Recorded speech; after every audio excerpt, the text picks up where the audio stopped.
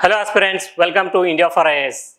As you all know, UPSC Civil Services Prelims 2025 notification is officially out. UPSC in the last 1 year was in news because of various reasons. And UPSC being a torch bearer of merit system in India has come up with few changes in its 2025 prelims notification, be it one-time registration or application process. It is important to read and it is important to go through the notification before applying for the exam. So we will discuss what are the changes in this year notification. So the first important thing is OTR, one-time registration. So it is only one time in your lifetime you can fill the OTR. So while filling the OTR, you have to be very careful. And there is only 7 days window period after the application process to make the changes in the OTR and also other than OTR details. So in this year, UPSC has given 7-day window period till 18th February 2025 to make the changes in the one-time registration process. And also in order to make any modifications in the application form. So after filling OTR, you have to fill the detailed application for the Civil Services Prelims 2025. So UPSC has also given 7 days period to make the changes. If you have done any mistakes in the application process, you will be getting 7 days period to make the changes in the application form. So now we will look into the important changes and few important points regarding the application process. Two important dates with respect to application process are 22nd January 2025, application opens, and 11th February 2025, the application process closes. So 11ನೇ ತಾರೀಕು February ತಿಂಗಳು 11ನೇ ತಾರೀಕು 2025 application close ಆಗುತ್ತೆ. So before 6 PM 11th February 2025 before 6 PM ನಾವು ಅಪ್ಲಿಕೇಶನ್ನ ಹಾಕಬೇಕಾಗತ್ತೆ. So ಕೊನೆ ದಿನ last ಡೇಟ್ವರೆಗೂ wait ಮಾಡಕ್ಕೆ ಹೋಗ್ಬೇಡಿ. ಯಾಕಂದರೆ ಏನಾಗುತ್ತೆ, ಲಾಸ್ಟ್ ಡೇಟ್ ನಿಯರ್ ಬಂದಂಗೆಲ್ಲ ಸರ್ವರ್ ಬ್ಯುಸಿ ಆಗ್ತಾ ಹೋಗುತ್ತೆ. ಹೆಚ್ಚು ಆಸ್ಪಿರೆಂಟ್ಸು ಕೊನೆ ದಿನದಂದೇ ಅಪ್ಲಿಕೇಶನ್ ಹಾಕ್ಲಿಕ್ಕೆ ಹೋಗ್ತಾರೆ. ಅದರಿಂದ ಸರ್ವರ್ ಬ್ಯುಸಿ ಆಗೋದ್ರಿಂದ ಅಪ್ಲಿಕೇಶನ್ ಹಾಕೋದು ತುಂಬ ಕಾಂಪ್ಲಿಕೇಟ್ ಆಗುತ್ತೆ. ಸೊ ಅಪ್ಲಿಕೇಶನ್ನ 2 ಅಥವಾ 3 ದಿನಗಳ ಮೊದಲೇ ಹಾಕಿ. ಅಪ್ಲಿಕೇಶನ್ ಯಾವ ರೀತಿ ಹಾಕಬೇಕು? ಅಪ್ಲಿಕೇಶನ್ನ UPSC ಕೊಟ್ಟಿರ್ತಕ್ಕಂಥ upsconline.gov.in ವೆಬ್ಸೈಟ್ಗೆ ಹೋಗಿ ಅಪ್ಲಿಕೇಶನ್ ಹಾಕಬೇಕಾಗತ್ತೆ. ಈ ಅಪ್ಲಿಕೇಶನ್ ಹಾಕೋ ಪ್ರೊಸೀಜರ್ನ ನಾವು ಮುಂದೆ ಡಿಸ್ಕಸ್ ಮಾಡ್ತೀವಿ. ಅಪ್ಲಿಕೇಶನ್ ಹಾಕಬೇಕಾದ್ರೆ ಒನ್ ಟೈಮ್ ರಿಜಿಸ್ಟ್ರೇಷನ್ ಅಂತ ಮಾಡಬೇಕು. This is a once in lifetime registration for all UPSC examination. ನೀವು UPSCಗೆ ಯಾವುದೇ ಎಕ್ಸಾಮ್ ಬರೀಬೇಕಂದ್ರೂ one time registration is mandatory. So ಹೋದ ವರ್ಷ ಯಾರು ಒನ್ ಟೈಮ್ ರಿಜಿಸ್ಟ್ರೇಷನ್ ಮಾಡಿರ್ತಾರೆ ಅವರು ಈ ವರ್ಷ ಮಾಡೋ ಅವಶ್ಯಕತೆ ಇರಲ್ಲ. ಈ ವರ್ಷ ಅಪ್ಲೈ ಮಾಡೋರು OTRನ ಮಾಡಲೇಬೇಕು. ಆ್ಯಂಡ್ ಈ OTR ಮತ್ತು ಅಪ್ಲಿಕೇಶನ್ ಪ್ರೊಸೆಸ್ಸಲ್ಲಿ ಏನಾದರೂ ಚೇಂಜಸ್ ಮಾಡೋದಿದ್ರೆ ಅದಕ್ಕೆ UPSC 7 ದಿನಗಳ ಕಾಲಾವಕಾಶವನ್ನು ಕೊಡುತ್ತೆ. ಅದು ಯಾವಾಗ ಅಂತಂದರೆ 12th February 2025 ಇಂದ 18th February 2025 ವರೆಗೂ ಈ 7 ದಿನಗಳ ಅವಕಾಶವನ್ನು ಕೊಡುತ್ತೆ. ಏನಾದರೂ ಈ OTR ಮತ್ತು ಅಪ್ಲಿಕೇಶನ್ ಪ್ರೊಸೆಸ್ಸಲ್ಲಿ ನಾವು ಮಿಸ್ಟೇಕ್ಸ್ ಮಾಡಿದರೆ ಅಥವಾ ಇನ್ಫಾರ್ಮೇಷನ್ನ ಫಿಲ್ ಮಾಡದೇ ಇದ್ದರೆ ಅದನ್ನು ಇನ್ಫಾರ್ಮೇಷನ್ನ ಕೊಡಲಿಕ್ಕೆ ಈ 7 ದಿನಗಳ ಕಾಲಾವಕಾಶ ಇರುತ್ತೆ. One more important point regarding application process is photo. So photo ಯಾವ ರೀತಿ ಇರಬೇಕು, ಅದರೆಲ್ಲ ಏನೆಲ್ಲ ಡೀಟೇಲ್ಸ್ ಇರಬೇಕು ಮತ್ತು ಅದು ಎಷ್ಟು ಹಳೆಯದಾಗಿರಬೇಕು ಅನ್ನೋದನ್ನು UPSC ನೋಟಿಫಿಕೇಶನಲ್ಲಿ ಕ್ಲಿಯರ್ ಕಟ್ ಇನ್ಫಾರ್ಮೇಷನ್ ಕೊಟ್ಟಿದೆ. ನಾವು ತುಂಬ ಹಳೆಯ ಫೋಟೋಗ್ರಾಫ್, ಪಾಸ್ಪೋರ್ಟ್ ಸೈಜ್ ಫೋಟೋನ ಯೂಸ್ ಮಾಡೋ ಹಾಗಿಲ್ಲ. ಫೋಟೋಗ್ರಾಫ್ ಬಂದು ಅಬ್ಬಬ್ಬ ಅಂದರೆ 10 days ಓಲ್ಡ್ ಇರಬೇಕು. ಸೊ ಇವತ್ತು 25ನೇ ತಾರೀಕು ಜನವರಿ 25ನೇ ತಾರೀಕು 2025 ಅಂದರೆ ಫೋಟೋಗ್ರಾಫನ್ನು ನಾವು 15ನೇ ತಾರೀಕಿನ ಒಳಗಡೆ ತೆಗೆಸಿರಬೇಕು. ಜನವರಿ 15, 2025 ಒಳಗಡೆನೇ ತೆಗೆಸಿರಬೇಕು. ಅದಕ್ಕಿಂತ ಹಳೆಯದಾದ ಫೋಟೋನ ನಾವು ಯೂಸ್ ಮಾಡೋ ಹಾಗಿಲ್ಲ. ಮತ್ತು ಈ ಫೋಟೋ, ಪಾಸ್ಪೋರ್ಟ್ ಸೈಜ್ ಫೋಟೋಲ್ಲಿ ಏನು ಇನ್ಫಾರ್ಮೇಷನ್ ಇರಬೇಕು ಅಂತಂದರೆ, ನಮ್ಮ ಪಾಸ್ಪೋರ್ಟ್ ಸೈಜ್ ಫೋಟೋ ಜೊತೆಗೆ ಅದರ ಕೆಳಗಡೆ ನಮ್ಮ ಹೆಸರು ಮತ್ತು ಆ ಫೋಟೋ ತೆಗೆಸಿರತಕ್ಕಂಥ ಡೇಟ್ ಇರಬೇಕು. ಈ 2 ಇನ್ಫಾರ್ಮೇಷನು ಫೋಟೋನಲ್ಲಿ ಇರಲೇಬೇಕು. So that is the information given by UPSC. So one more important point regarding this year notification is the number of vacancies. This year there are total 979 vacancies, which is less compared to the previous year. ಹೋದ ವರ್ಷಕ್ಕೆ compare ಮಾಡಿದರೆ ಈ ವರ್ಷ more than 100 post ಕಡಿಮೆ ಆಗಿದೆ. Total ಆಗಿ 979 post ಇದೆ. Now we will discuss the most important changes brought by UPSC in this year notification. So ಮೊದಲೆಲ್ಲ ಏನಿರ್ತಿತ್ತು ಅಂದರೆ OTR ಫಿಲ್ ಮಾಡಿದ್ಮೇಲೆ ಪ್ರಿಲಿಮ್ಸ್ಗೆ ಅಪ್ಲಿಕೇಶನ್ ಹಾಕ್ತಿದ್ವಿ. ಅದಾದಮೇಲೆ ಫಿಲಿಮ್ಸ್ ಕ್ಲಿಯರ್ ಮಾಡಿ ಮೇನ್ಸ್ ಎಕ್ಸಾಮ್ ಬರೆಯೋದಕ್ಕೂ ಮೊದಲು DAF1 ಅಂತ ಫಿಲ್ ಮಾಡ್ತಿದ್ವಿ. ಮೇನ್ಸ್ ಎಕ್ಸಾಮ್ ಕ್ಲಿಯರ್ ಮಾಡಿ ಇಂಟರ್ವ್ಯೂಗೆ ಹೋಗಬೇಕಾದ್ರೆ DAF2 ಅಂತ ಅಪ್ಲಿಕೇಶನ್ ಫಿಲ್ ಮಾಡ್ತಿದ್ವಿ. ಈ DAF1 ಅಲ್ಲಿ ನಮ್ಮ ಎಜುಕೇಷನಲ್ ಡೀಟೇಲ್ಸ್ ಜೊತೆಗೆ ವರ್ಕ್ ಎಕ್ಸ್ಪೀರಿಯನ್ಸು ಮತ್ತು ನಮ್ಮ ಹಾಬೀಸು, ಕೋ-ಕರಿಕ್ಯುಲರ್ ಆ್ಯಕ್ಟಿವಿಟೀಸು, ಪ್ರೈಸಸ್ ಇದ್ರೆ ಪ್ರೈಸಸ್ಸು, ನಮ್ದೇನೇ ಅಚೀವ್ಮೆಂಟ್ಸ್ ಇದ್ರು ಅದನ್ನು ಫಿಲ್ ಮಾಡ್ತಿದ್ವಿ. DAF2ನಲ್ಲಿ ಕ್ಯಾಡರ್ ಪ್ರಿಫರೆನ್ಸು ಮತ್ತು ಸರ್ವಿಸ್ ಪ್ರಿಫರೆನ್ಸ್ನ ಕೊಡ್ತಾ ಇದ್ವಿ. ಬಟ್ UPSC ಇವಾಗ ಏನು ಚೇಂಜಸ್ ಮಾಡಿದೆ ಅಂದರೆ ಈ ಎಲ್ಲ ಡೀಟೇಲ್ಸ್ನ ನಾವು ಫಿಲಿಮ್ಸ್ಗೆ ಅಪ್ಲೈ ಮಾಡಬೇಕಾದ್ರೇ ಫಿಲ್ ಮಾಡಬೇಕಾಗತ್ತೆ.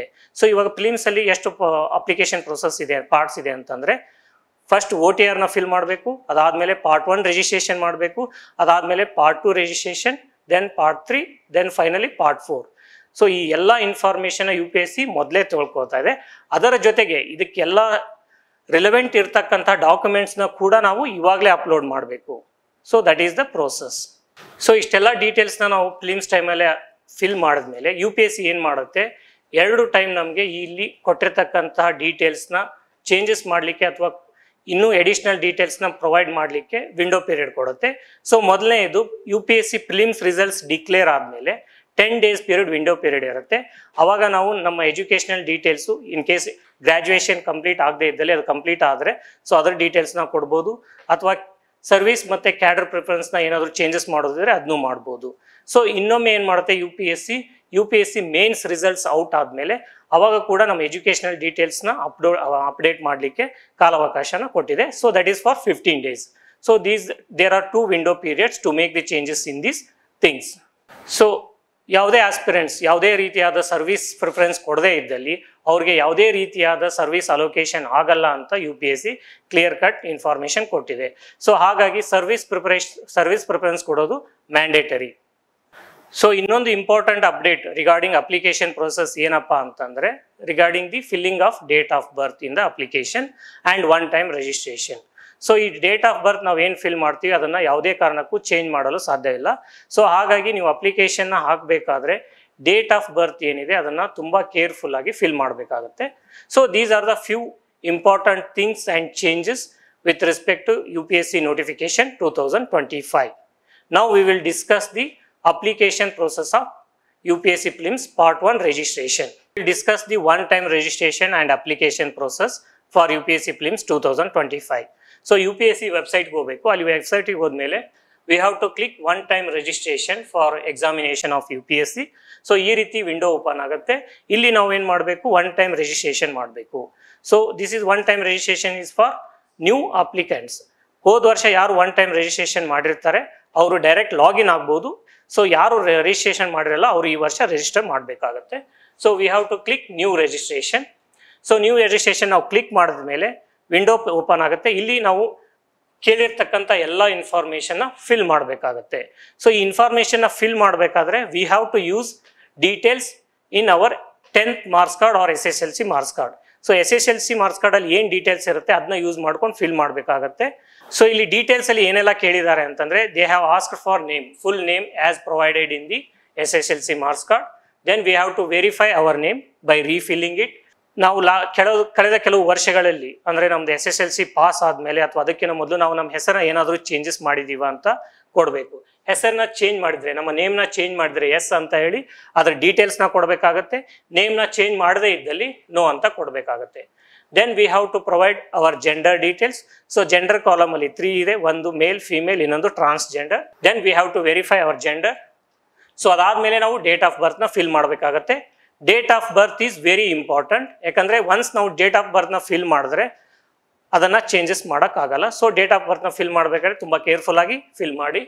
After that we have to provide hour father's name, ನಮ್ಮ ತಂದೆ ಹೆಸರು ಮತ್ತು ನಮ್ಮ ತಾಯಿ ಹೆಸರನ್ನ ಡೀಟೇಲ್ಸ್ನ ಇಲ್ಲಿ ಕೊಡಬೇಕಾಗತ್ತೆ. Then we have to provide our minority status, whether we belong to any minority category or not. If so, then we have to click yes. Then we have to mention the minority community name. So minority status ide illi yes or no anta fill madbekagutte. Then mobile number, we have to provide our contact details like mobile number. Along with providing our mobile number, we have to also provide one more alternative number. Then we have to provide email ID along with alternative email ID. So ಯಾವ ರೀತಿ ಒಂದು mobile number ಕೊಟ್ಟು ಇನ್ನೊಂದು alternative mobile number ಕೊಡ್ತೀವೋ contact ಪರ್ಪಸ್ಗೋಸ್ಕರ, ಅದೇ ರೀತಿ ಒಂದು email ID ಕೊಟ್ಟು ಇನ್ನೊಂದು ಅಲ್ಟರ್ನೇಟಿವ್ ಇಮೇಲ್ IDನ ಕೊಡಬೇಕಾಗತ್ತೆ. So this alternative mobile number and email ID for to recover our loss application process. So ಇದಾದ್ಮೇಲೆ ನಾವು ನಮ್ಮದು 10th ಮಾರ್ಕ್ಸ್ ಕಾರ್ಡಲ್ಲಿ ಮೆನ್ಷನ್ ಆಗಿರ್ತಕ್ಕಂಥ ರೋಲ್ ನಂಬರ್ ಡೀಟೇಲ್ಸ್ನ ಕೊಡಬೇಕಾಗತ್ತೆ. ಸೊ ಕೆಲವೊಂದು 10th ಮಾರ್ಕ್ಸ್ ಕಾರ್ಡಲ್ಲಿ ರೋಲ್ ನಂಬರ್ ಅಂತ ಇರುತ್ತೆ, ಕೆಲವೊಂದರಲ್ಲಿ ರಿಜಿಸ್ಟ್ರೇಷನ್ ನಂಬರ್ ಅಂತ ಇರುತ್ತೆ. ಸೊ ಅದನ್ನು ನಾವು ಇಲ್ಲಿ ಫಿಲ್ ಮಾಡಬೇಕು. Then we have to go for security question. So ಅದಾದಮೇಲೆ ಕೊನೆಯದಾಗಿ 2 ಸೆಕ್ಯೂರಿಟಿ ಕ್ವಶನ್ ಇರುತ್ತೆ. ಅಲ್ಲಿ ಯಾವುದಾದ್ರೂ ಒಂದು ಸೆಕ್ಯೂರಿಟಿ ಕ್ವಶನ್ನ ನಾವು ಚೂಸ್ ಮಾಡಬೇಕಾಗತ್ತೆ. ಯಾವ ರೀತಿ ಸೆಕ್ಯೂರಿಟಿ ಕ್ವಶನ್ಸ್ ಇದೆ, what is your favourite subject ಅಂತ ಇದೆ, what is your childhood name ಅಂತ ಇದೆ. ಸೊ ಈ ರೀತಿ ಬೇರೆ ಬೇರೆ ಕ್ವಶನ್ಸ್ ಇದೆ. ಅದರಲ್ಲಿ ಒಂದು ಕ್ವಶನ್ನ ಸೆಲೆಕ್ಟ್ ಮಾಡಿಕೊಂಡು ಅದಕ್ಕೆ ಆನ್ಸರ್ನ ನಾವು ಕೊಡಬೇಕಾಗತ್ತೆ. ಸೊ ಅದೇ ರೀತಿ ಸೆಕ್ಯೂರಿಟಿ ಕ್ವಶನ್ 2 ಅಂತ ಇರುತ್ತೆ. ಸೊ ಆ ಸೆಕ್ಯೂರಿಟಿ ಕ್ವಶನ್ 2ನು ನಾವು ಸೆಲೆಕ್ಟ್ ಮಾಡಿಕೊಂಡು ಅದಕ್ಕೂ ಒಂದು ಆನ್ಸರ್ನ ಕೊಡಬೇಕಾಗತ್ತೆ. ಸೊ ಈ ಸೆಕ್ಯೂರಿಟಿ ಕ್ವಶನ್ ನಾವು ಏನು ಚೂಸ್ ಮಾಡಿರ್ತೀವಿ ಅದರ ಆನ್ಸರ್ ಏನು ಅಂತ ನಮ್ಗೆ ನೆನಪಿರಬೇಕು. ಸೊ ಇಷ್ಟೆಲ್ಲ ನಾವು ಅಪ್ಲಿಕೇಶನ್ ಡೀಟೇಲ್ಸ್ನ ಫಿಲ್ ಮಾಡಿದ್ಮೇಲೆ ಅದನ್ನು ತುಂಬ ಕೇರ್ಫುಲ್ಲಾಗಿ ಇನ್ನೊಮ್ಮೆ ಚೆಕ್ ಮಾಡಿಕೊಂಡು ಕೊನೆಗೆ ನಾವು ಏನು ಮಾಡಬೇಕು ಅಂತಂದರೆ ಇಲ್ಲಿ ಕೊಟ್ಟಿರ್ತಕ್ಕಂತಹ ಕ್ಯಾಪ್ಚಾ ಕೋಡ್ನ ಫಿಲ್ ಮಾಡಿ ನಾವು ಅಪ್ಲಿಕೇಶನ್ನ ಸಬ್ಮಿಟ್ ಮಾಡಬೇಕು. ಇಷ್ಟು ಸಬ್ಮಿಟ್ ಮಾಡಿದ್ಮೇಲೆ ಒಂದು ವಿಂಡೋ ಓಪನ್ ಆಗುತ್ತೆ. ಅದೇ ಕೇಳುತ್ತೆ ನೀವು ಕೊಟ್ಟಿರೋ ಇನ್ಫಾರ್ಮೇಷನ್ ಎಲ್ಲ ಕರೆಕ್ಟ್ ಆಗಿದೆಯಾ, ಕರೆಕ್ಟ್ ಇದ್ದಲ್ಲಿ ಸಬ್ಮಿಟ್ ಮಾಡಿ, ಇಲ್ಲ ಅಂತಂದರೆ ಚೇಂಜಸ್ ಮಾಡೋದಿದ್ರೆ ಗೋ ಬ್ಯಾಕ್ ಅಂತ ಕೇಳುತ್ತೆ. ಸೊ ನಾವು ಕೊಟ್ಟಿರೋ ಡೀಟೇಲ್ಸ್ ಎಲ್ಲ ಸ್ಪೆಲ್ಲಿಂಗ್ ವೈಸು ಮತ್ತು ಡೇಟ್ಸು ಎಲ್ಲ ಕರೆಕ್ಟ್ ಆಗಿದ್ದರೆ, date of birth, minority community status, everything if it is perfect, then we should go forward. So ಇದನ್ನು ನಾವು ಅಂದರೆ ಸಬ್ಮಿಟ್ ಮಾಡೋದ್ರ ಮುಖಾಂತರ ನಮ್ಮದು 1 ಟೈಮ್ ರಿಜಿಸ್ಟ್ರೇಷನ್ ಕಂಪ್ಲೀಟ್ ಆಗುತ್ತೆ.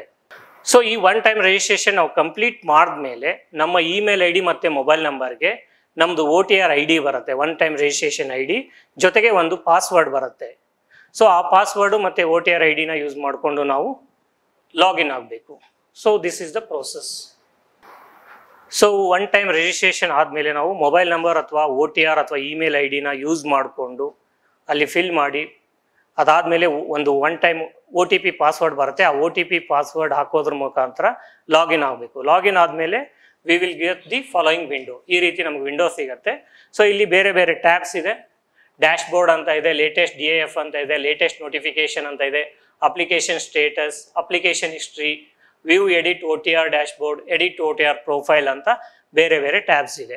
ಸೊ ಇವಾಗ ನಾವೇನು ಮಾಡಬೇಕು, ಲೇಟೆಸ್ಟ್ ನೋಟಿಫಿಕೇಶನ್ ಏನಿದೆ ಅಲ್ಲಿಗೆ ಹೋಗಬೇಕು. ಲೇಟೆಸ್ಟ್ ನೋಟಿಫಿಕೇಶನ್ಗೆ ಹೋದ್ಮೇಲೆ ಸೊ ಇವಾಗ UPSCಲಿ ಯಾವ ನೋಟಿಫಿಕೇಶನ್ ಔಟ್ ಆಗಿದೆ ಅದ್ರ ಬಗ್ಗೆ ಇನ್ಫಾರ್ಮೇಷನ್ ಇರುತ್ತೆ. So we will land in civil services preliminary examination 2025 notification. So ಇಲ್ಲಿ ನೋಟಿಫಿಕೇಶನ್ಸ್ ಇದೆ. ಸೊ ನೋಟಿಸ್ ನಂಬರ್ ಏನಿದೆ ಅದನ್ನು ಕೊಟ್ಟಿದ್ದಾರೆ. ನೋಟಿಸ್ ಡೇಟ್ ಇರುತ್ತೆ 22 ಜನವರಿ 2025. ಅಪ್ಲಿಕೇಶನ್ ಕ್ಲೋಸ್ ಆಗೋ date 11th February 2025 till 6 PM. So 6 ಗಂಟೆವರೆಗೂ ಅಪ್ಲಿಕೇಶನ್ ಇರುತ್ತೆ. ಸೊ ಅದಾದಮೇಲೆ ಪಾರ್ಟ್ 1 ಪ್ರೊಫೈಲ್ ಕಂಪ್ಲೀಷನ್ ಅಂತ ಇರುತ್ತೆ, part 2 registration, part 3 registration and part 4 registration ಇರುತ್ತೆ.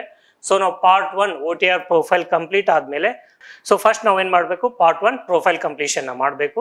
ಸೊ ಅದಕ್ಕೆ ನಾವೇನು ಮಾಡಬೇಕು, click here for part 1 registration ಅಂತ ಕ್ಲಿಕ್ ಮಾಡಿದ್ಮೇಲೆ ನಮಗೆ ಡೀಟೇಲ್ಡ್ ಆಗಿ ಇನ್ಸ್ಟ್ರಕ್ಷನ್ಸ್ ಬರುತ್ತೆ. ಈ ಇನ್ಸ್ಟ್ರಕ್ಷನ್ಸ್ ನಾವು ಕೇರ್ಫುಲ್ ಆಗಿ ಓದ್ಕೋಬೇಕು. ಯಾಕಂದರೆ ಈ ಇನ್ಸ್ಟ್ರಕ್ಷನ್ಸಲ್ಲಿ ನಾವು ಯಾವ ರೀತಿ ಅಪ್ಲಿಕೇಶನ್ನ ಫಿಲ್ ಮಾಡಬೇಕು, ಡೇಟ್ ಆಫ್ ಬರ್ತ್ ಯಾವ ರೀತಿ ಫಿಲ್ ಮಾಡಬೇಕು, ನೇಮ್ ಯಾವ ರೀತಿ ಇರಬೇಕು, ಅದಕ್ಕೆ ನಮ್ಮ ನೇಮ್ ಫಿಲ್ ಮಾಡಲಿಕ್ಕೆ 10th or SSLC ಮಾರ್ಕ್ಸ್ ಕಾರ್ಡ್ನ ಯೂಸ್ ಮಾಡ್ಕೋಬೇಕಾಗತ್ತೆ. ಸೊ ಅಲ್ಲಿ ಇರೋ ಹಾಗೇನೆ ನೇಮ್ನ ಫಿಲ್ ಮಾಡಬೇಕು. ಸೊ ಅದರ ಡೀಟೇಲ್ಸ್ ಇರುತ್ತೆ. ಅದರೊಂದಿಗೆ ಫೋಟೋ ಮತ್ತು ಸಿಗ್ನೇಚರ್ದು ಸೈಜ್ ಏನಿರಬೇಕು, ಸೊ ಅದರ ಪಿಕ್ಸೆಲ್ಸ್ ಏನಿರಬೇಕು ಅದೆಲ್ಲ ಡೀಟೇಲ್ಸ್ ಕೊಟ್ಟಿರ್ತಾರೆ. ಸೊ ಅದನ್ನ ತುಂಬ ಕೇರ್ಫುಲ್ಲಾಗಿ ಓದ್ಕೊಂಡು ಸೊ ಆ ರೀತಿ ಎಲ್ಲ ಡಾಕ್ಯುಮೆಂಟ್ಸ್ನ ಮತ್ತು ಡೀಟೇಲ್ಸ್ನ ರೆಡಿ ಇಟ್ಕೊಂಡು we have to go for further application. So ಎಲ್ಲ ನೋಟಿಫಿಕೇಶನ್ ಓದಾದ್ಮೇಲೆ we have to click yes ಅಂತ ಕ್ಲಿಕ್ ಮಾಡಬೇಕು. ಸೊ ಇಲ್ಲಿ ನಾವು ಏನೆಲ್ಲ ಡೀಟೇಲ್ಸ್ನ ಕೊಡಬೇಕು ಅನ್ನೋ ಒಂದು ಡೀಟೇಲ್ ಲಿಸ್ಟ್ ಬರುತ್ತೆ. ಸೊ ಪ್ರತಿಯೊಂದು ಟ್ಯಾಬ್ ಮೇಲೂ ಕ್ಲಿಕ್ ಮಾಡೋದ್ರ ಮುಖಾಂತರ ಅಲ್ಲಿರೋ ಡೀಟೇಲ್ಸ್ನ ಫಿಲ್ ಮಾಡ್ತಾ ಹೋಗಬೇಕಾಗತ್ತೆ. So first one is personal information. ನಾವು ಪರ್ಸನಲ್ ಇನ್ಫಾರ್ಮೇಷನ್ ಏನೆಲ್ಲ UPSC ಕೇಳಿದೆ ಸೊ ಅದನ್ನೆಲ್ಲ ಫಿಲ್ ಮಾಡ್ತಾ ಹೋಗಬೇಕು. So first we will go for personal information. So personal information tab ಮೇಲೆ ಕ್ಲಿಕ್ ಮಾಡಿದ್ಮೇಲೆ ಈ ರೀತಿ ವಿಂಡೋ ಓಪನ್ ಆಗುತ್ತೆ. ಸೊ ಇಲ್ಲಿ ನಾವು OTR ಅಲ್ಲಿ ಏನು ಫಿಲ್ ಮಾಡಿರ್ತೀವಿ ಅದರ ಡೀಟೇಲ್ಸ್ ಇರುತ್ತೆ.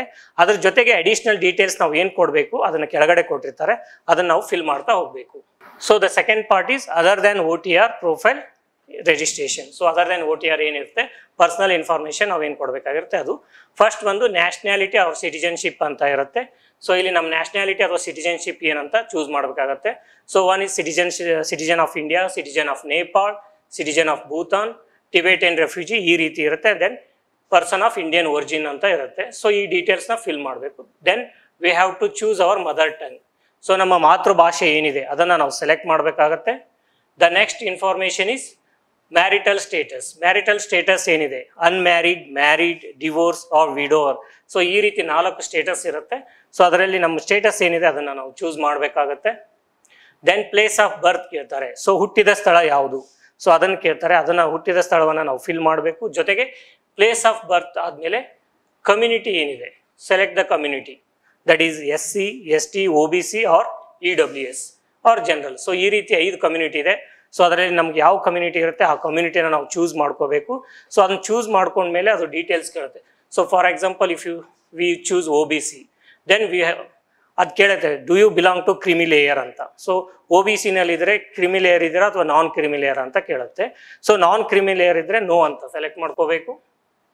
ಸೊ ಆ ರೀತಿ ನೋ ಅಂತ ಸೆಲೆಕ್ಟ್ ಮಾಡ್ಕೊಂಡ್ಮೇಲೆ ನಮ್ದು OBC ನಾನ್ ಕ್ರಿಮಿ ಲೇಯರ್ ಸರ್ಟಿಫಿಕೇಟ್ ಆಲ್ರೆಡಿ ಏನು ತೆಗೆದಿಟ್ಕೊಂಡಿರ್ತೀವಿ ಅದರದ್ದು RD ನಂಬರ್ ಕೇಳುತ್ತೆ. ಆ RD ನಂಬರ್ ನಾವಿಲ್ಲಿ ಫಿಲ್ ಮಾಡಬೇಕಾಗತ್ತೆ. So we have to fill the RD number of OBC certificate. So RD number fill ಮಾಡಿದ್ಮೇಲೆ ಆ ಇಶ್ಯೂಯಿಂಗ್ ಅಥಾರಿಟಿ ಡೆಸಿಗ್ನೇಷನ್ ಏನು ಅಂತ ಕೇಳುತ್ತೆ. So the designation of issuing authority ಏನು. ಸೊ ನಮ್ಮದು OBC ಸರ್ಟಿಫಿಕೇಟ್ ನಾವು ಓಪನ್ ಮಾಡಿದ್ರೆ ಕೆಳಗಡೆ ಇರುತ್ತೆ ತಹಶೀಲ್ದಾರ್ ಆರ್ ತಾಲೂಕಾ ಮ್ಯಾಜಿಸ್ಟ್ರೇಟ್ ಅಂತ ಇರುತ್ತೆ. So tehsildar or taluka magistrate both are same. So ಇಲ್ಲಿ ಅದು ಬೇರೆ ಬೇರೆ ಇದೆ. ತಹಶೀಲ್ದಾರ್ ಅಂತ ಇದೆ, ಸೊ ಅದನ್ನು ನಾವು ಸೆಲೆಕ್ಟ್ ಮಾಡ್ಕೋಬಹುದು. ಆರ್ ತಾಲೂಕಾ ಮ್ಯಾಜಿಸ್ಟ್ರೇಟ್ ಅಂತ ಇದೆ, ಅದನ್ನು ಸೆಲೆಕ್ಟ್ ಮಾಡ್ಕೋಬಹುದು. ಫಸ್ಟ್ ತಾಲೂಕಾ ಮ್ಯಾಜಿಸ್ಟ್ರೇಟ್ ಅಂತ ಇದೆ. So this is also valid. Then ಇಲ್ಲಿ ತಹಸೀಲ್ದಾರ್ ಅಂತ ಇದೆ. So that is also valid. Both are same designation in Karnataka. So we have to select one. Then state or union territory of issuing or counter signing authority ಅಂತ ಇದೆ. So ಕರ್ನಾಟಕದಲ್ಲಿ ಯಾರು OBC certificate ತೊಗೊಂಡಿರ್ತಾರೆ they have to select Karnataka as a state. So ಇಲ್ಲಿ ಕರ್ನಾಟಕ ಅಂತ select ಮಾಡಬೇಕು. Then date of issue, ಆ ಸರ್ಟಿಫಿಕೇಟ್ನ ಯಾವಾಗ ಇಶ್ಯೂ ಮಾಡಿದ್ದಾರೆ ಆ ಸರ್ಟಿಫಿಕೇಟಲ್ಲಿ ಆ ಡೇಟ್ ಆಫ್ ಇಶ್ಯೂ ಇರುತ್ತೆ, ಆ ಡೇಟ್ನ ಇಲ್ಲಿ ಮೆನ್ಷನ್ ಮಾಡಬೇಕಾಗುತ್ತೆ. Then full address of issuing or counter signing authority ಅಂತ ಇರುತ್ತೆ.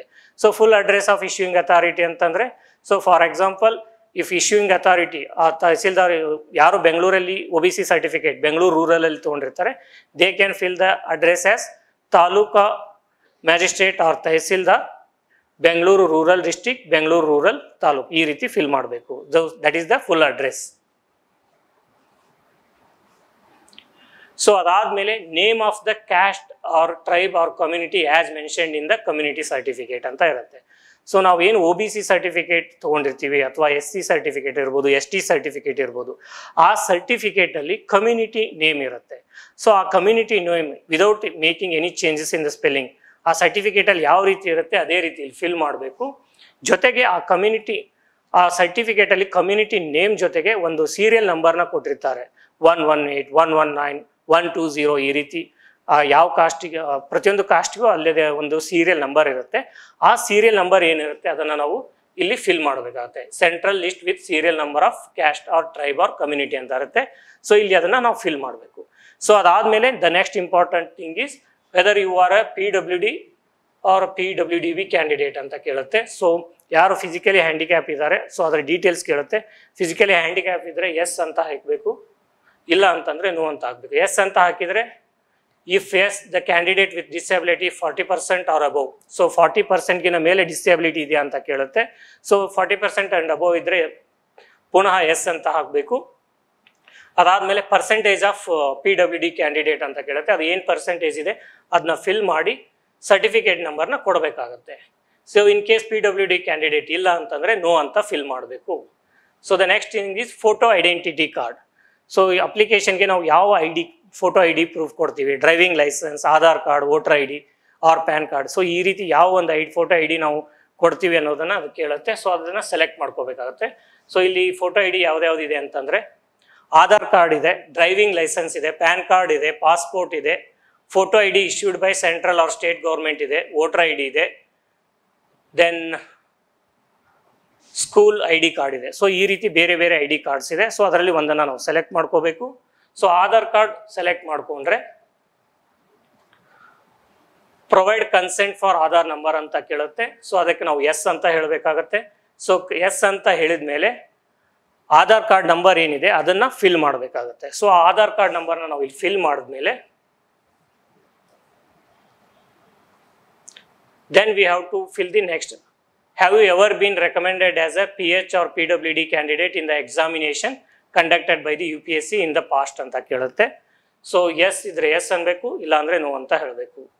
Then do you want to make available your personal information for accessing job opportunity in terms of Department of Personnel and Training? ಅಂದ್ರೆ ನಮ್ಮ personal ಇನ್ಫಾರ್ಮೇಶನ್ನ DOPT department use ಮಾಡಿಕೊಂಡು ಬೇರೆ job offers ಏನಾದರೂ ಇದ್ರೆ ಅದರ ಬಗ್ಗೆ ಇನ್ಫಾರ್ಮೇಶನ್ ಕೊಡಲಿಕ್ಕೆ ಈ ಇನ್ಫಾರ್ಮೇಶನ್ ಯೂಸ್ ಮಾಡ್ಕೋಬೋದಾ ಅಂತ ಕೇಳುತ್ತೆ.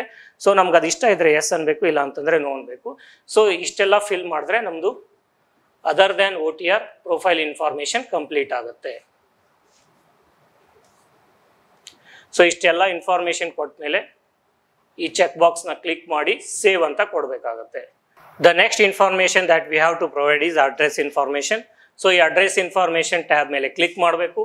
ಸೊ ಇಲ್ಲಿ ಕ್ಲಿಕ್ ಮಾಡಿದ್ಮೇಲೆ ಎರಡು ರೀತಿಯಾದ ಅಡ್ರೆಸ್ ಇನ್ಫಾರ್ಮೇಶನ್ ಇರುತ್ತೆ. ಒಂದು ಕರೆಸ್ಪಾಂಡೆನ್ಸ್ ಅಡ್ರೆಸ್, ಇನ್ನೊಂದು permanent address. So correspondence address tab ಮೇಲೆ ಕ್ಲಿಕ್ ಮಾಡಿದ್ಮೇಲೆ ಸೊ ಇಲ್ಲಿ ಡೀಟೇಲ್ಡ್ ಅಡ್ರೆಸ್ ಇನ್ಫಾರ್ಮೇಶನ್ ಇರುತ್ತೆ. ಈ ಅಡ್ರೆಸ್ ಇನ್ಫಾರ್ಮೇಶನ್ ಫಿಲ್ ಮಾಡಬೇಕು.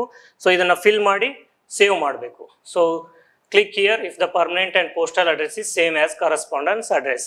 ಸೊ ಯಾರ್ದು ಕರೆಸ್ಪಾಂಡೆಂಟ್ ಅಡ್ರೆಸ್ಸು ಮತ್ತು ಪರ್ಮನೆಂಟ್ ಅಡ್ರೆಸ್ಸು ಸೇಮ್ ಇರುತ್ತೆ, ಅವರು ಈ ಚೆಕ್ ಬಾಕ್ಸ್ನ ಕ್ಲಿಕ್ ಮಾಡಿ ಎರಡಕ್ಕೂ ಒಂದೇ ಅಡ್ರೆಸ್ ಅಂತ ಕೊಡಬೇಕು. ಸೊ ಡಿಫ್ರೆಂಟ್ ಅಡ್ರೆಸ್ ಇದ್ದರೆ ಸೊ ಇದನ್ನು ಕ್ಲಿಕ್ ಮಾಡಬಾರ್ದು. Instead we have to click this tab of permanent address, then we have to provide the detail permanent address, then we have to click save. So ಈ ರೀತಿ permanent address details ಕೊಟ್ಟು ಅದನ್ನು save ಮಾಡಬೇಕು. The next information is photo and sign upload. So ಈ tab ಮೇಲೆ click ಮಾಡಿದ್ಮೇಲೆ so ಇಲ್ಲಿ ಪುನಃ ಎರಡು ಟ್ಯಾಬ್ ಇರುತ್ತೆ. ಒನ್ ಈಸ್ ಫಾರ್ ಫೋಟೋಗ್ರಾಫ್, ಅಂದರ್ is for signature. So photograph ಮೇಲೆ ಕ್ಲಿಕ್ ಮಾಡಿ ಸೊ ಅವ್ರೇನು ಡೀಟೇಲ್ಸ್ ಕೊಟ್ಟಿದ್ದಾರೆ ಆ ಡೀಟೇಲ್ಸ್ ಪ್ರಕಾರ ನಮ್ಮ ಫೋಟೋಗ್ರಾಫ್ನ ರೆಡಿ ಇಟ್ಕೊಂಡಿರಬೇಕು. Then we have to upload the photo file. So ಈ ರೀತಿ ಫೋಟೋ ಫೈಲ್ನ ಸೆಲೆಕ್ಟ್ ಮಾಡಿಕೊಂಡು ಅದನ್ನು ಅಪ್ಲೋಡ್ ಮಾಡಬೇಕು. Then we have to go for signature. So signature ready ಇರೋ ಸಿಗ್ನೇಚರ್ ಫಾರ್ಮ್ಯಾಟ್ನ ಪುನಃ ಆ ಫೈಲ್ನ ಸೆಲೆಕ್ಟ್ ಮಾಡೋದ್ರ ಮುಖಾಂತರ we have to upload the signature.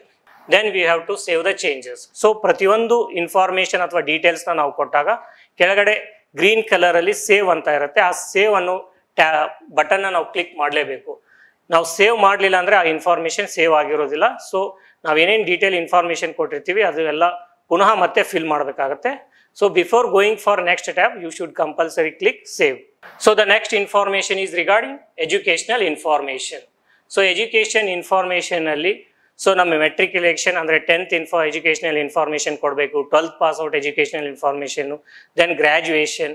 So graduation ಆದಮೇಲೆ ಪೋಸ್ಟ್ ಗ್ರ್ಯಾಜುಯೇಷನ್ ಏನಾದರೂ ಮಾಡಿದರೆ ಅದರ ಡೀಟೇಲ್ಸ್ನು ಕೊಡಬೇಕಾಗುತ್ತೆ. So the first one is matriculation R 10th information. So ಇಲ್ಲಿ ಏನೇನು ಡೀಟೇಲ್ಸ್ ಕೊಡಬೇಕಾಗುತ್ತೆ? Examination pass 10th or equivalent ಅಂತ ಇರುತ್ತೆ. So that is prefilled. So ಅದಾದಮೇಲೆ ಗ್ರೇಡ್ ಏನು, class or division or grade, ಅದನ್ನು ಫಿಲ್ ಮಾಡಬೇಕು. ಪರ್ಸೆಂಟೇಜ್ ಇದ್ದರೆ ಪರ್ಸೆಂಟೇಜ್ ಏನಿದೆ ಅಂತ ಅದನ್ನು ಫಿಲ್ ಮಾಡಬೇಕು. ಪರ್ಸೆಂಟೇಜ್ ಇಲ್ಲ CGPA ಸ್ಕೋರ್ ಇದೆ ಅಂತಂದರೆ ಆ CGPA ಸ್ಕೋರ್ನ ಫಿಲ್ ಮಾಡಬೇಕಾಗತ್ತೆ. Then year of passing, subjects. So ನಾವು 10th ಏನೇನು ಸಬ್ಜೆಕ್ಟ್ಸ್ ಕಲ್ತಿರ್ತೀವಿ ಅದನ್ನು ಆ ಸಬ್ಜೆಕ್ಟ್ಸ್ನ ಮೆನ್ಷನ್ ಮಾಡಬೇಕು. Then name of the school and the name of the board on university. ನಮ್ಮ ಸ್ಕೂಲ್ ಹೆಸರು ಏನಿದೆ ಮತ್ತು ಆ ಬೋರ್ಡ್ ಏನಿದೆ, CBSE ಇದ್ದರೆ CBSE, ICSE ಇದ್ದರೆ ICSE, ಅಥವಾ Karnataka state education examination board ಇದ್ದರೆ KSEB ಅಂತ ಬೋರ್ಡ್ ಇನ್ಫಾರ್ಮೇಷನ್ನ ಕೊಟ್ಟು ಎಜುಕೇಷನ್ ಡೀಟೇಲ್ಸ್ನ ಸೇವ್ ಮಾಡಬೇಕು. ಸೊ ಇದನ್ನು ಸೇವ್ ಮಾಡಿದಾದ್ಮೇಲೆ then we have to go for intermediate or 12th. So ಇಲ್ಲಿ ಕೂಡ ಅದೇ ರೀತಿ ಡೀಟೇಲ್ಸ್ ಇರುತ್ತೆ.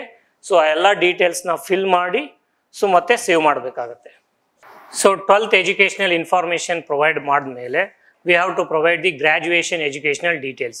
ಸೊ ಗ್ರ್ಯಾಜುಯೇಷನಲ್ಲಿ ನಮ್ಮದು ಪರ್ಸೆಂಟೇಜ್ ಏನಿರುತ್ತೆ, ನಮ್ಮದು ಎಜುಕೇಷನ್ ಸ್ಟ್ರೀಮ್ ಏನು, ಇಂಜಿನಿಯರಿಂಗಾ, BSc ಸೈನ್ಸ್ ಗ್ರ್ಯಾಜುಯೇಷನ್, ಲಾ ಗ್ರ್ಯಾಜುಯೇಷನ್, ಈ ರೀತಿ ಬೇರೆ ಬೇರೆ ಇರುತ್ತೆ.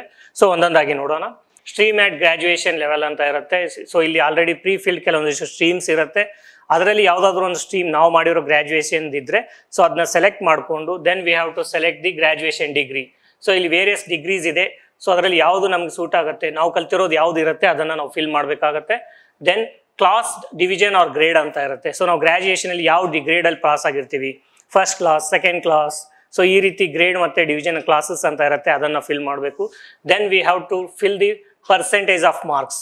ಪರ್ಸೆಂಟೇಜ್ ಆಫ್ ಮಾರ್ಕ್ಸ್ ಇದ್ರೆ ಪರ್ಸೆಂಟೇಜ್ ಆಫ್ ಮಾರ್ಕ್ಸ್ನ ಫಿಲ್ ಮಾಡಬೇಕಾಗತ್ತೆ. ಕೆಲವೊಂದು ಯೂನಿವರ್ಸಿಟಿ ಮತ್ತು ಕಾಲೇಜಸಲ್ಲಿ CGPA ಅಂತ ಇರುತ್ತೆ. ಆ CGPA ಇದ್ದರೆ ಆ CGPA ಸ್ಕೋರ್ ಅದನ್ನು ಫಿಲ್ ಮಾಡಬೇಕು. ಜೊತೆಗೆ year of passing off graduation, so ಯಾವ ವರ್ಷದಲ್ಲಿ ನಾವು ಗ್ರ್ಯಾಜುಯೇಷನ್ ಕಂಪ್ಲೀಟ್ ಮಾಡಿರ್ತೀವಿ ಅದನ್ನು ಫಿಲ್ ಮಾಡಬೇಕು. ಆಮೇಲೆ ಯಾವ್ಯಾವ ಸಬ್ಜೆಕ್ಟ್ಸ್ನ ಕಲ್ತಿರ್ತೀವಿ ಅದನ್ನು ಮೆನ್ಷನ್ ಮಾಡಬೇಕಾಗತ್ತೆ.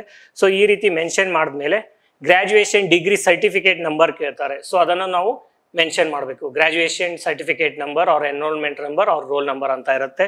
ಸೊ ಆ ಡೀಟೇಲ್ಸು ನಾವು ಇಲ್ಲಿ ಕೊಡಬೇಕಾಗತ್ತೆ. ಜೊತೆಗೆ ನಾವು ಗ್ರ್ಯಾಜುಯೇಷನನ್ನು ಯಾವ ಕಾಲೇಜಲ್ಲಿ ಕಲ್ತಿರ್ತೀವಿ, ಸೊ ಯೂನಿವರ್ಸಿಟಿ ಯಾವುದು, ಸೊ ಆ ಡೀಟೇಲ್ಸ್ನೆಲ್ಲ ಪ್ರೊವೈಡ್ ಮಾಡಬೇಕು. ಸೊ ಇಷ್ಟೆಲ್ಲ ಡೀಟೇಲ್ಸ್ ಪ್ರೊವೈಡ್ ಮಾಡಿದ್ಮೇಲೆ we have to click save. Before that there is also one tab. ನಾವು ಫಾರಿನ್ ಯೂನಿವರ್ಸಿಟಿಯಿಂದ ಯಾವುದಾದ್ರೂ ಗ್ರ್ಯಾಜುಯೇಷನ್ನ ಪರ್ಸ್ಯೂ ಮಾಡಿದ್ದೀವಿ ಅಂತ ಕೇಳ್ತಾರೆ. ಸೊ ಇನ್ ಕೇಸ್ ಪರ್ಸ್ಯೂ ಮಾಡಿದರೆ ಏನು ಪರ್ಸ್ಯೂ ಮಾಡಿದ್ದೀವಿ ಅಂತಲೂ ನಾವು ಇಲ್ಲಿ ಫಿಲ್ ಮಾಡಬೇಕು. ಫಿಲ್ ಮಾಡಿದ್ಮೇಲೆ ಸೇವ್ ಮಾಡಬೇಕು. So this is still graduation level. So graduation ಆದಮೇಲೆ ಕೆಲವೊಂದಿಷ್ಟು ಜನ ಪೋಸ್ಟ್ ಗ್ರ್ಯಾಜುಯೇಟ್ ಮಾಡಿದವರು ಕೂಡ UPSC ಬರೀತಿರ್ತಾರೆ. ಸೊ ಪೋಸ್ಟ್ ಗ್ರ್ಯಾಜುಯೇಷನ್ ಡೀಟೇಲ್ಸ್ ಏನಿರುತ್ತೆ ಅದನ್ನು ಪೋಸ್ಟ್ ಗ್ರ್ಯಾಜುಯೇಷನ್ ಅನ್ನೋ ಟ್ಯಾಬ್ ಮೇಲೆ ಕ್ಲಿಕ್ ಮಾಡಿ. ಸೊ ಅದೇ ರೀತಿ ಇಲ್ಲಿ ಕೂಡ ಡೀಟೇಲ್ಸ್ನ ಫಿಲ್ ಮಾಡಬೇಕಾಗತ್ತೆ. ನಮ್ಮ ಯೂನಿವರ್ಸಿಟಿ ಕಾಲೇಜ್ ಹೆಸರೇನು, university name, then roll number, certificate number, the stream, ಯಾವ ಸ್ಟ್ರೀಮಲ್ಲಿ ನಾವು ಪೋಸ್ಟ್ ಗ್ರ್ಯಾಜುಯೇಷನ್ ಮಾಡಿರ್ತೀವಿ. ಸೊ ಆ ಡೀಟೇಲ್ಸ್ನೆಲ್ಲ ಇಲ್ಲಿ ಫಿಲ್ ಮಾಡಿ ಸೇವ್ ಮಾಡಬೇಕು. So this is about educational information. The next information that we have to provide is documents upload. So ಈ documents upload tab ಮೇಲೆ ಕ್ಲಿಕ್ ಮಾಡಬೇಕು. ಸೊ ಇಲ್ಲಿ ಏನೆಲ್ಲ ಡಾಕ್ಯುಮೆಂಟ್ಸ್ನ ನಾವು ಅಪ್ಲೋಡ್ ಮಾಡಬೇಕು ಅಂತ ಡೀಟೇಲ್ಸ್ ಕೊಟ್ಟಿರುತ್ತೆ.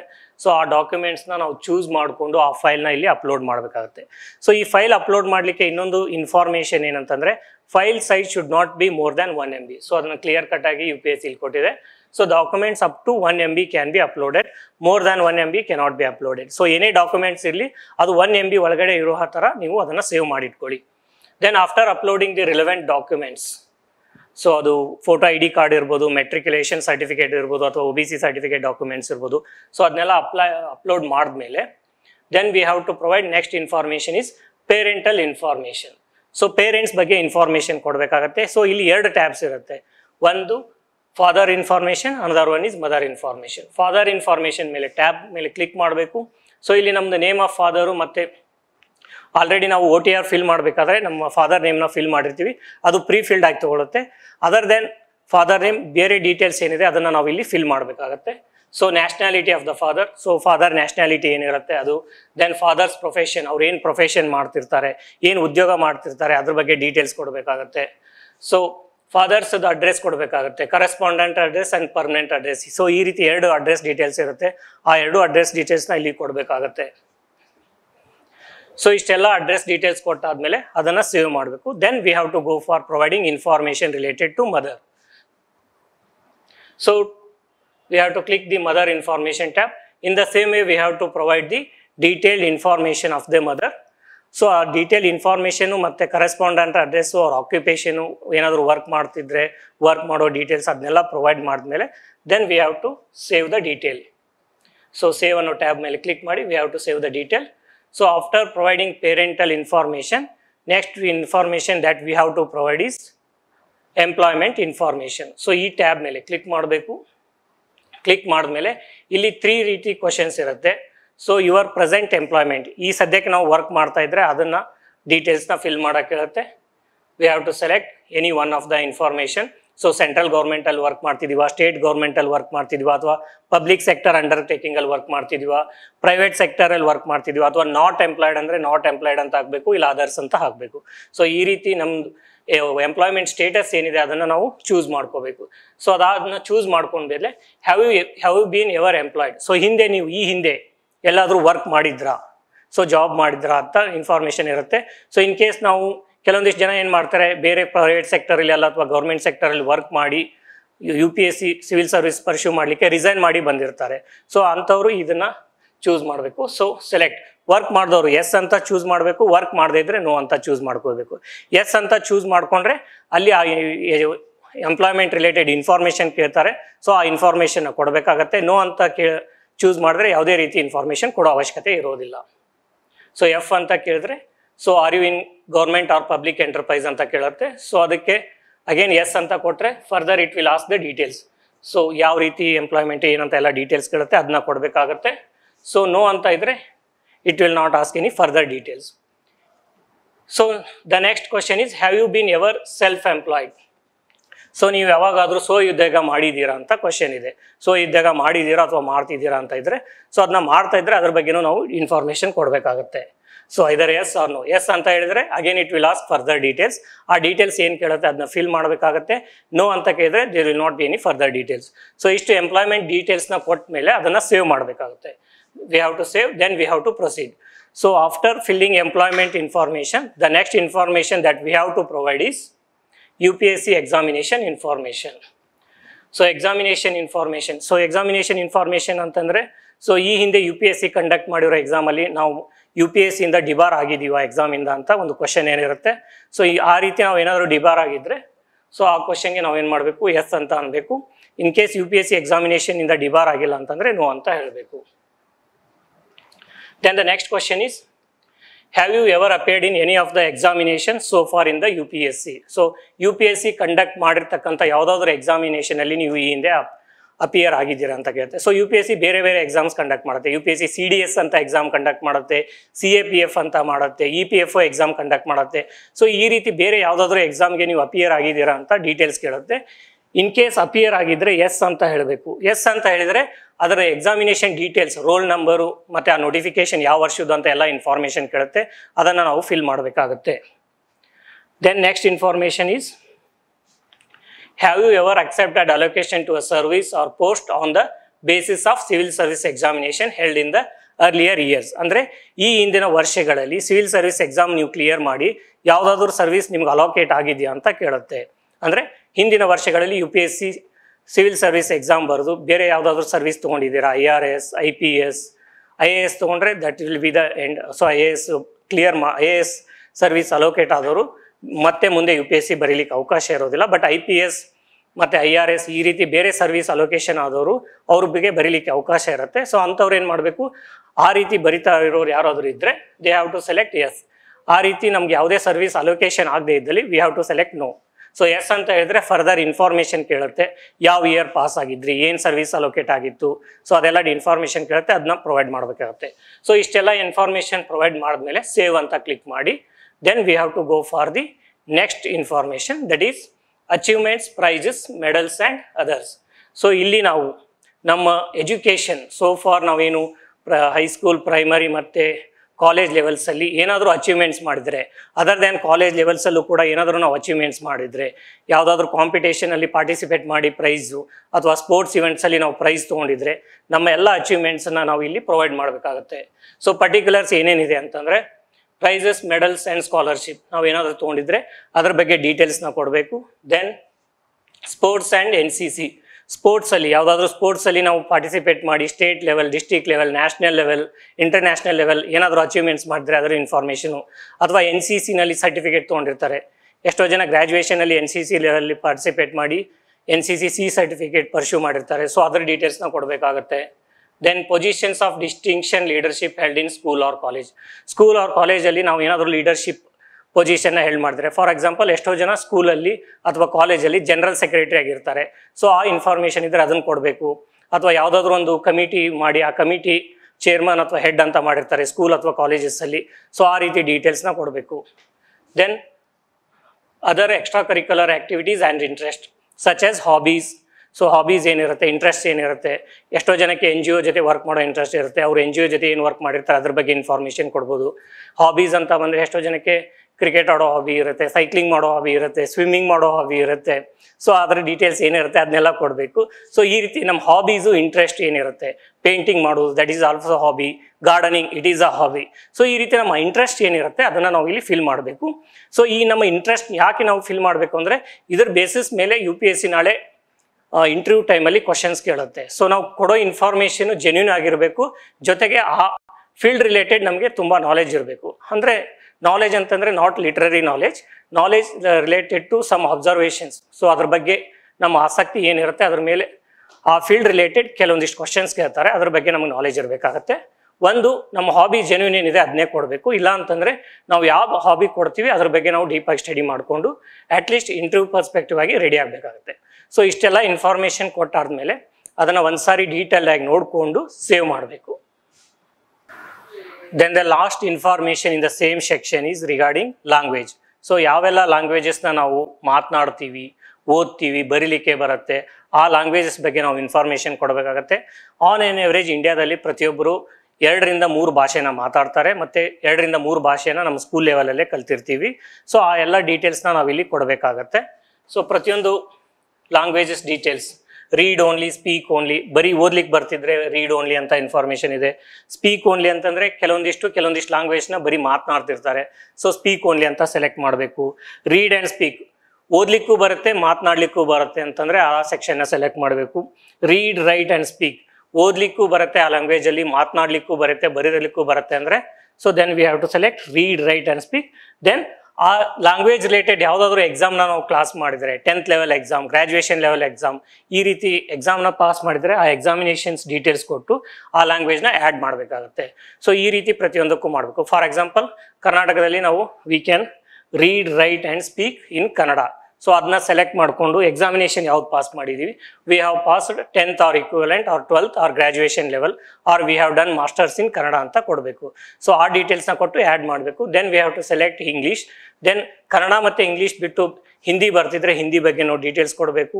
ಕೆಲವೊಂದಿಷ್ಟು ಜನ ಕರ್ನಾಟಕದಲ್ಲಿ ತೆಲುಗು ಮಾತಾಡ್ತಾರೆ, ಸೊ ಮಾತಾಡ್ತಿದ್ರೆ ಓನ್ಲಿ ಸ್ಪೀಕ್ ಓನ್ಲಿ ಅಂತ ಕೊಡಬೇಕು.